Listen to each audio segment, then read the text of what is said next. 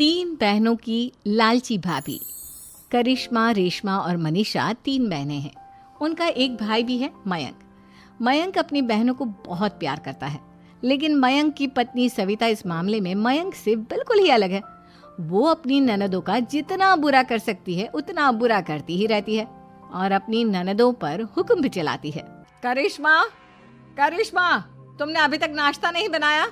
तुम्हारे भैया को ऑफिस जाने में देर हो रही है। हाँ भाभी, बस अभी बनाती हूँ। करिश्मा, तुम ये ढीलापन छोड़ दो। कल को पराये घर जाना है। वहाँ अगर तुम इस तरह से काम करोगी तो लोग क्या कहेंगे कि माँ ने और भाभी ने कुछ सिखाया नहीं। और तुम्हारी दोनों बहनें कहाँ हैं? अब रेशमा मार्केट गई है और मनीषा सो रही है। क्या?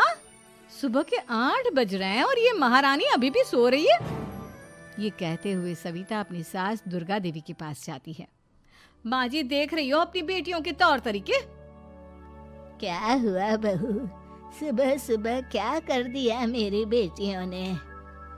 अरे एक तो अभी अभी उठकर किचन में गई है, दूसरी सुबह सुबह बाहर चली गई और तीसरी अभी तक सो रही है।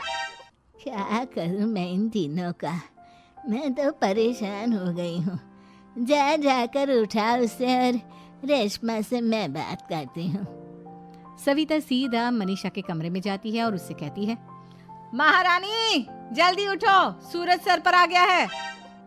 भाभी थोड़ी देर और सोने दो ना, मैं रात को लेट सोई थी। वो क्या ना, यूनिट टेस्ट चल रहे हैं। शराफत से उठती है या नहीं, या फिर पानी की भरी बाल्टी डालूं तेरे ऊपर? नहीं नहीं भाभी, मुझे बिस्तर में नहीं नहाना, उठती हूँ मैं। मनीषा जल्दी से उठकर बाथरूम में चली जाती है। सभी आराम से बैठकर नाश्ता कर रहे होते कि तभी रेशमा बाजार से हाथ में सामान लिए आ जाती है। रेशमा को देखते ही सविता उस पर बरस पड़ती है। लो, आ गई महारानी।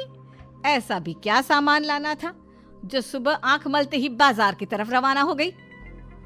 भाभी, कल आप ही तो चीख रही थी कि घर का सारा सामान मुझे ही लाना पड़ता है, घर में किसी को भी किसी काम से कोई लेना देना नहीं है। अब मैं बाजार जाकर सामान ले आई तो आपको इस बात से भी तकलीफ हो रही है? देख रही हो माँ जी, अपनी बेटी की जुबान कैंची से भी तेज चलती है। और मयंक, आप तो कुछ कहेंगे नहीं अपनी लाडली बहन को। रेशमा, अपनी भाभी से ऐसे बात नहीं करते। चलो माफी मांगो। भैया, मैं क्यों माफी मांगू? आप भाभी से बोलिए ना कि हम पर कम हुक्म चलाया करे।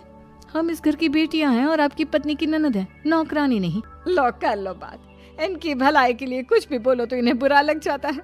इस घर में यही इज्जत है मेरी। देख लो माँ जी, आपकी बेटी किस लहजे में मुझसे बात कर रही है। सविता वहां से चली जाती है। मयंक को बहुत गुस्सा आता है, वो भी वहां से चला जाता है।